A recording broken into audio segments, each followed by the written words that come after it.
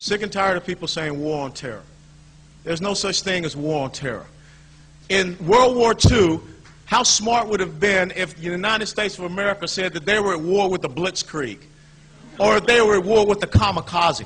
A nation does not go to war against a tactic. Just the same way. When you sit around and you see our strategic level leaders here in Washington, D.C., go on all these Sunday pundit shows, and they talk about how great it is that we're directing drone attacks. If you think back to what happened in Vietnam, when LBJ was doing bombing approval right here out of the White House, that's not what a strategic level thinker is supposed to be doing. That's not strategic perspective. A nation goes to war against an ideology. And that's what we've been talking about here today. We've been talking about the fact that we are against something that is a totalitarian, theocratic, political ideology, and it is called Islam.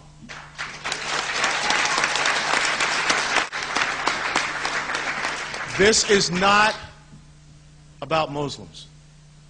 Because just the same as in Nazi Germany, not every German was a Nazi. Just the same as when I was in Iraq in 2003, not every Iraqi was a member of the Ba'ath Party.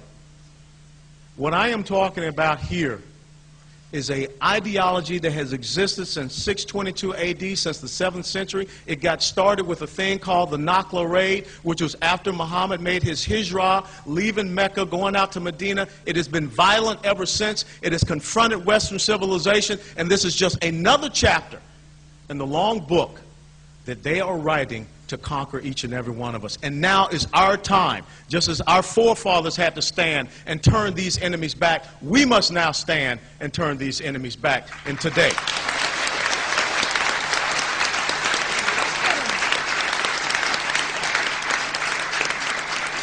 You have heard Stephen talk about abrogation.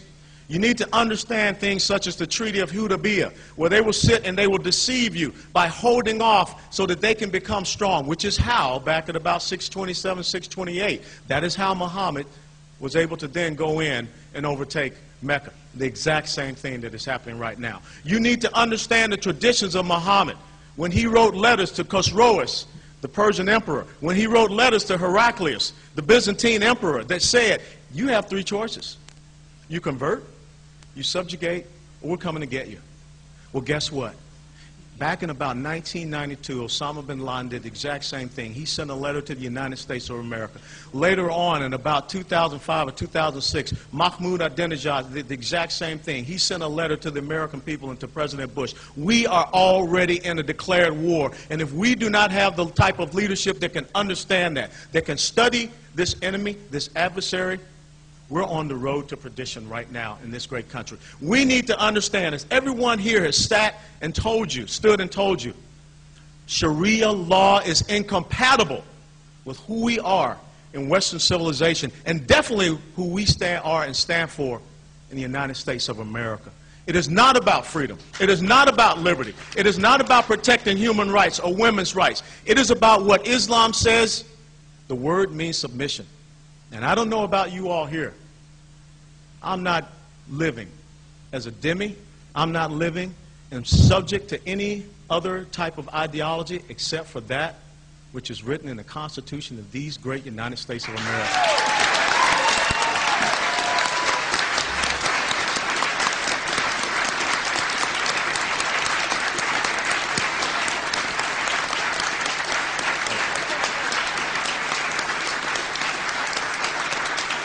Thank you.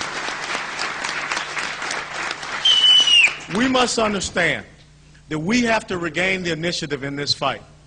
Just the same as our young soldiers now are operating under this restrictive rules of engagement, which prevent them from having the initiative against the enemy. You just saw in Marja in Helmand province where the Taliban would come out and drop their weapons and walk out and taunt our soldiers and go away to fight again. That would not happen under my command if I was commander-in-chief.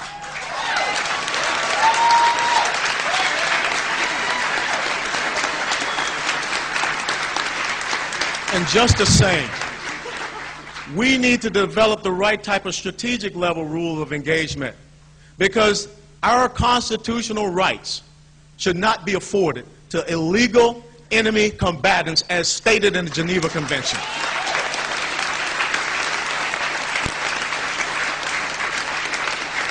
We can no longer allow this enemy to come in and use this new tactic of lawfare, which most of the people standing here know that is how they continue to try to get you to shut up.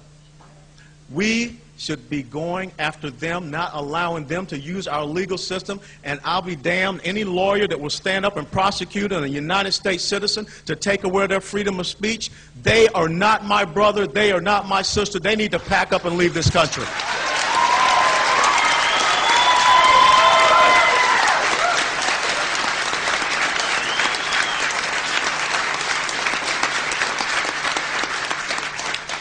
If we continue on in this political correct multiculturalism atmosphere that's on steroids,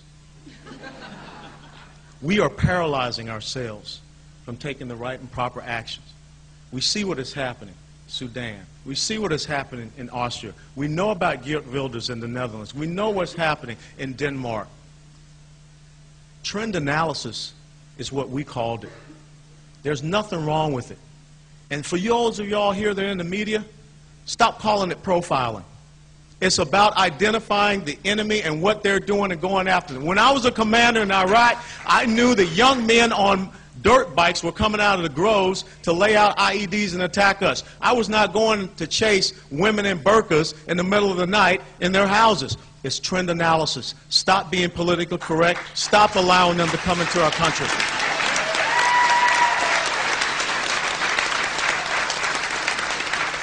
If you do not understand that the reality of your enemy must become your own, we can continue in this state of denial. When I read the Fort Hood attack based upon what Major Hassan did, I was absolutely appalled. When I stood there and watched the Sunday show, when General Casey, Chief of Staff of the Army, said he was more so concerned about diversity being a casualty than the loss of the 13 soldiers at Fort Hood, Texas, we have problems in the leadership in these United States of America.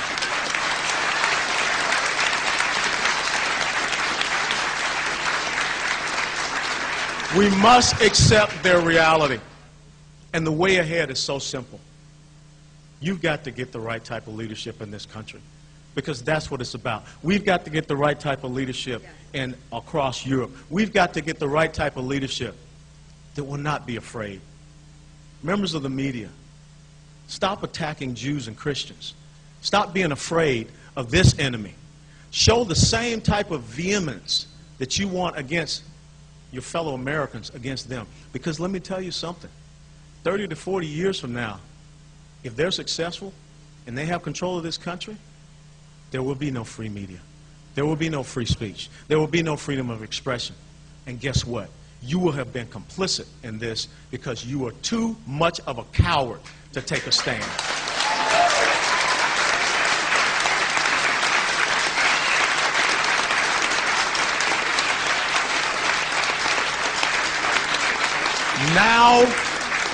Now is the time for principled leadership in the United States of America.